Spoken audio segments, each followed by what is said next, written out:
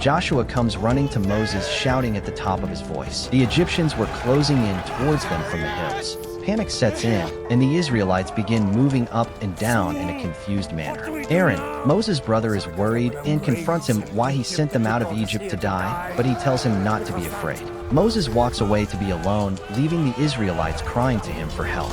Moses pleads to God for help, and God gives him instructions. Moses lifts his rod and stretches out his hand over the sea, and amazingly the waters divide and rise, forming huge walls of water, revealing the bed of the sea. Hurriedly, the Israelites follow Moses into the dark passage of the Red Sea with torches lit. Still drowning in anger and rage, Pharaoh roars as he orders his soldiers to follow the Israelites and bring Moses to him. Armed with swords, spears, and horses, the soldiers rush into the Red Sea shouting. The Israelites hear the Egyptians coming towards them as they shout for vengeance. They panic. They begin to hurry towards the other side while screaming for their lives. Moses now sees the Egyptians even closer. He tells the Israelites to run and hurry to the other side. The faces of the Israelites are filled with joy as they finally come to the end of the Red Sea. Old and tired Aaron grabs onto Joshua as they rush towards the daylight. At last, they can finally feel the freedom they were promised by God back in Egypt.